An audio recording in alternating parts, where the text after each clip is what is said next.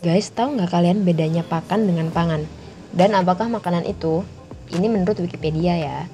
Makanan adalah zat yang dimakan oleh makhluk hidup untuk mendapatkan nutrisi yang kemudian diolah menjadi energi.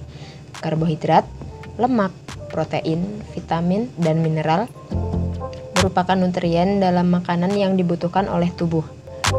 Cairan yang dipakai untuk maksud ini sering disebut minuman, tetapi kata makanan juga bisa dipakai.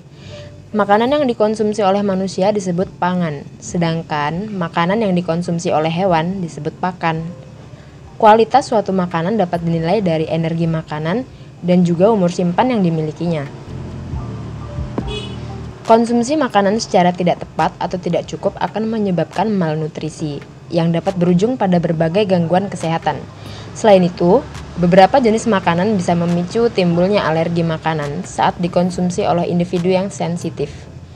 Bahan makanan diolah menjadi berbagai hidangan yang berbeda-beda dan menjadi ciri khas suatu kebudayaan atau penduduk di lokasi geografis tertentu. Secara umum, manusia memperoleh makanan dengan dua cara, yaitu dengan cara berburu dan meramu, juga bertani.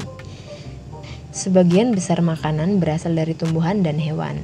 Serealia seperti padi, jagung, dan gandum merupakan makanan pokok yang menyediakan energi makanan terbanyak di seluruh dunia. Selain biji-bijian, bagian tumbuhan yang dimakan yaitu buah dan sayuran.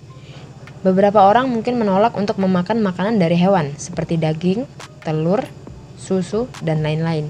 Mereka yang tidak suka memakan daging inilah dan yang sejenisnya disebut vegetarian, yaitu orang yang hanya memakan sayuran sebagai makanan pokok mereka. Setiap makhluk hidup membutuhkan makanan. Tanpa makanan, makhluk hidup akan sulit dalam mengerjakan aktivitas sehari-harinya. Makanan dapat membantu manusia dalam mendapatkan energi, membantu pertumbuhan badan dan otak. Memakan makanan yang bergizi juga akan membantu pertumbuhan manusia, baik otak maupun badan. Setiap makanan mempunyai kandungan gizi yang berbeda pula. Protein, karbohidrat, dan lemak adalah salah satu contoh gizi yang akan didapatkan dari makanan. Setiap jenis gizi mempunyai fungsi yang berbeda. Karbohidrat contohnya, merupakan sumber tenaga sehari-hari. Salah satu contoh makanan yang mengandung karbohidrat adalah nasi. Protein digunakan oleh tubuh untuk membantu pertumbuhan, baik otak maupun tubuh.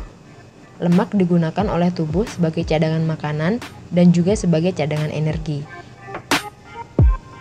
Lemak akan digunakan saat tubuh kekurangan karbohidrat, dan lemak akan memecah menjadi glukosa yang sangat berguna bagi tubuh saat membutuhkan energi.